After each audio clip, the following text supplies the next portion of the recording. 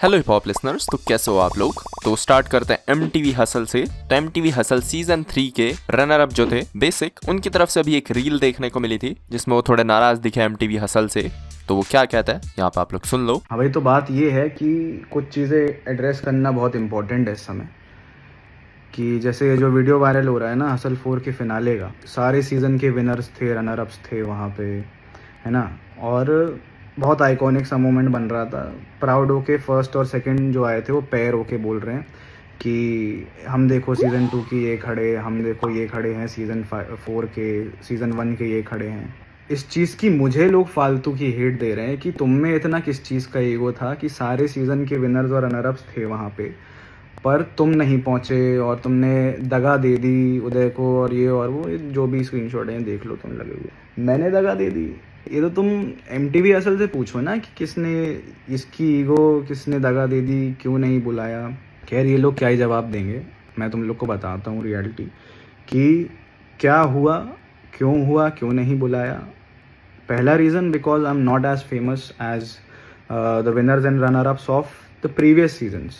ठीक है, तो मुझे बुला के क्या ही करेंगे, मेरा क्या ही योगदान होगा इनके TRP में। तो इनने कहा ऐसी तैसी करा दो, होगा रनर अप, हमें फ़र्क नहीं पड़ता। दूसरा रीज़न तो वो जो मेरे भाई पैंथर ने आके ऑनलाइन बोला था कि the hate towards UP and Bihar is fucking unreal. First season में श्लोका था बिहार से, ठीक है, shout out and respect to Shloka भाई। सीजन 2 पैंथर और स्पेक्ट्रा, ठीक है। बात बात पे परफॉर्मेंस दर परफॉर्मेंस इनको भी पिक किया जाता था, जबकि सबको पता था कि मतलब टेक्निकलिटीज़ और लिरिकल एबिलिटीज़ में कितने दिग्गज हैं दोनों, कहीं से किसी से कम नहीं, ठीक है। सीज़न 3 में आप लोग को मेरा तो पता ही है कि भाई हर परफॉर्मेंस का कैसा रिएक्शन रहता था, हर परफॉर्मेंस के दौरान और हर परफॉर्मेंस के बाद। सीज़न 4 रिसेंट का देख लो भाई कि अजितेश भाटी और लिटिल भाटिया, अजितेश भाटी की जैसी कमर्शियल हिप हॉप मतलब और मेलोडीज़ कोई नहीं कर पा रहा था, कोई नहीं कर पा रहा था। लेकिन फंबल था तो चलो ठीक है, जर्नी एंड कर दी वहाँ पे, चलो समझ आता है। लेकिन लिटिल भाटिया और मतलब जिस तरीके की वर्सेटैलिटी दिखाई उस लड़के ने, वो सब लेके आया अपना। He is not even in your top 5 at the end, तो शेम ऑन यू यार। और ये लोग यार, ये लोग खुद पता नहीं कौन से क्राइटेरिया से ये डिसाइड कर लेते हैं कि कौन सा आर्टिस्ट सुपीरियर है, कौन सा आर्टिस्ट इन्फीरियर है। किंग को जब इनवाइट करते हैं तो किंग भाई तो बढ़िया बाइज्जत बैठाया जाएगा उनको, रफ्तार भाई और इक्का भाई और बादशाह भाई की बगल वाली सीट पे, ठीक है, मेन जज पैनल पे।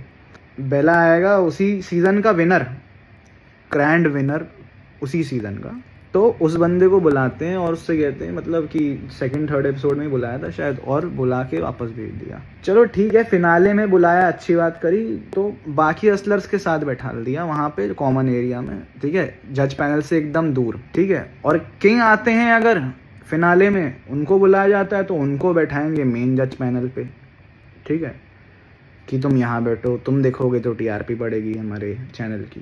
तो आर्ट सुपीरियर हो सकती होगी, नंबर सुपीरियर हो सकते होंगे, पर आर्टिस्ट कभी सुपीरियर नहीं हो सकता। आ रहे हैं ना अभी बाप लोग, रोहन करियप्पा, समय रहना, सीधे मौत, है ना।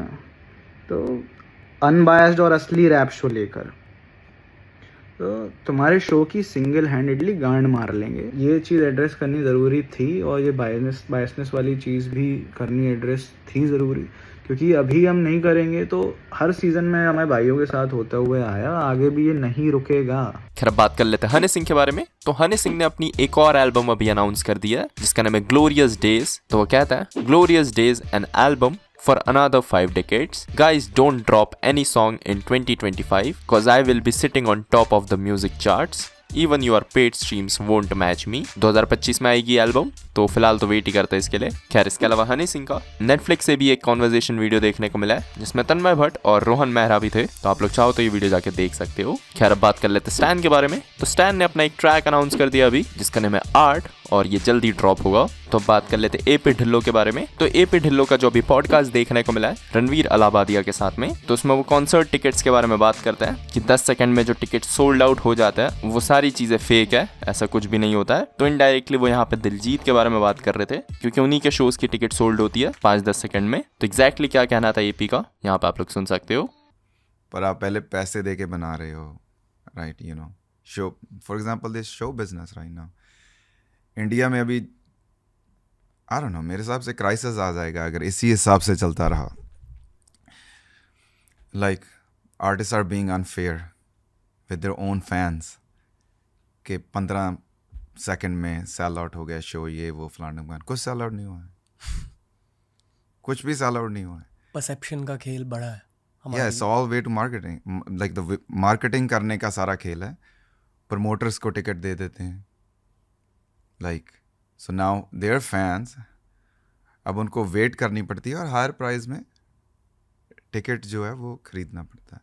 And at the same point हमें भी यही लगा कि should we play this game, but then वो like you know we can go to bed knowing that कि हमने अपने यू नो जिन्होंने शो देखने आना था उनके साथ हमने ऐसे किया। But you name a man, कोई भी शो हो रहा है मेरे को बताओ जो भी सेल आउट है, 2000 टिकट चाहिए, कल ही दिलवा दूंगा आज ही दिलवा दूंगा। इट्स लाइक लोग ये म्यूजिक को अभी गेम की तरह खेल रहे हैं, सो उसी में थोड़ा मज़ा जो है वो ख़राब हो गया। तो इसी के साथ मिलता हूँ मैं आप लोगों से अगले वीडियो में, तब तक के लिए बाय बाय।